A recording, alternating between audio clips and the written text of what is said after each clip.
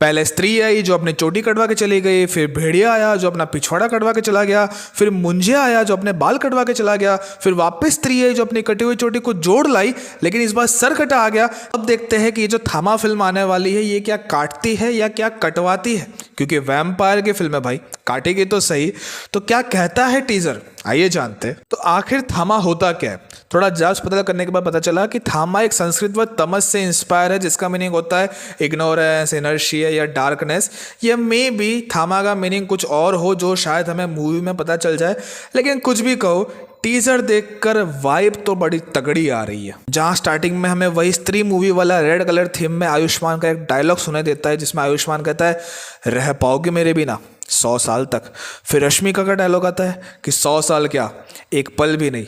यानी कि ये जो फिल्म होने वाली है लव स्टोरी के बेस पे होने वाली है, और इसके अंदर हमें एक लव स्टोरी देखने को मिलेगी जो कि ऐसी वैसी नहीं, 100 साल की बात हो रही है, यानी कि पुनर्जन्म की कोई तो कहानी इसमें होगी ही। फिर उसी के बाद जंगल वाला वो वाला सीन आता है जो आपका और मेरे एडिटर का फेवरेट है, जहाँ आयुष्मान उस भालू से मार खा रहा होता है और शायद रश्मिका आकर उससे उस भालू से बचाती है, क्योंकि उस सीन के अंदर आयुष्मान चोट खाया हुआ दिख रहा है, लेकिन जो रश्मिका है उसको कोई भी प्रकार की चोट नहीं लगी है।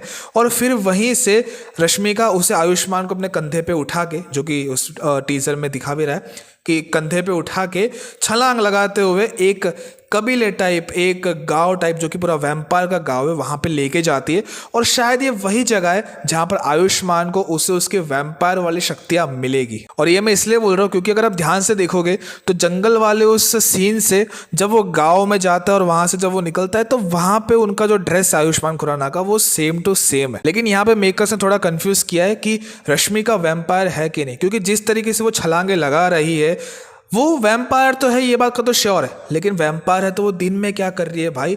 जितना हम जानते हैं कि वैम्पायर दिन में नहीं निकलते, उनके लिए धूप बड़ी हानिकारक चीज़ है, लेकिन यहाँ पे तो दिन का सीन है, तो थोड़ा कन्फ्यूज़न है यहाँ पे कि क्या वो वैम्पायर रात में बनती है या वो अपने इच्छा से वैम्पायर बन सकती है या फिर वापस एक नॉर्मल इंसान हो सकती है।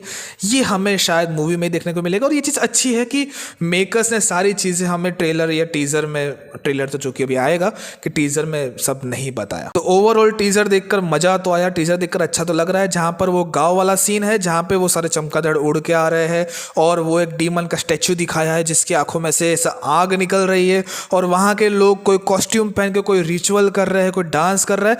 वो सीन, वो गांव वाला सीन बहुत ही ज़्यादा अच्छा है। लेकिन हाँ, कुछ जगह पे वीएफएक्स से एडिटिंग की कमी लग रही है। अगर आप ध्यान से देखोगे तो वो भालू वाला सीन या फिर वो रात में जब रश्मिका आयुष्मान खुराना को ऐसा कंधे पे उठाकर उड़ती है या जंप लगाती है, वो वाला सीन वीएफएक्स में थोड़ा डल फील हो रहा है। तो अभी तो उनके पास एक इनफ टाइम है जहाँ पे वो सबको थोड़ा बेहतर और बना सकते हैं। बस आप इसको 3D में मत देखना, क्योंकि वैम्पायर की मूवी है तो पूरा डार्क बेस होगा, ठीक है, और मोस्टली रात का सीन ज़्यादा शूट हुआ होगा, तो 3D में और डार्क हो जाएगा। इससे ज़्यादा 2D में ही देखना।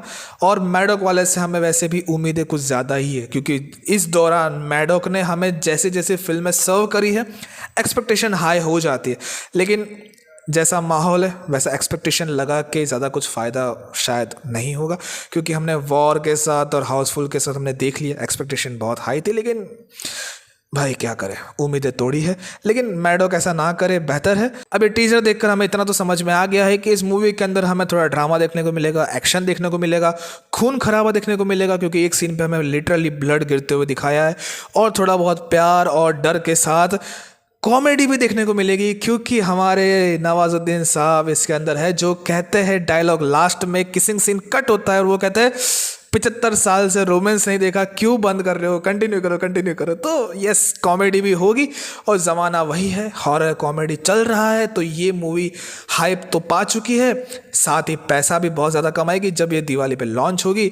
आपको रिव्यू देखना है तो यहाँ मिलेगा, ज़रूर से सब्सक्राइब करना, बेल आइकन दबाना, लाइक करना। और हाँ, एक और चीज़, शायद इस मूवी के अंदर हमें, शायद तो नहीं पक्का ही है कि इस मूवी के अंदर हमें भेड़िया का कैमियो देखने को मिल जाएगा, क्योंकि स्त्री 2 के एंडिंग क्रेडिट सीन के अंदर हमें जो भेड़िया है वो जना को कहता है, जब जना कहता है कि हमें दिल्ली जाना पड़ेगा, तब भेड़िया कहता है कि नहीं, दिल्ली में खून चूसने वाला, खून पीने वाला आ गया है।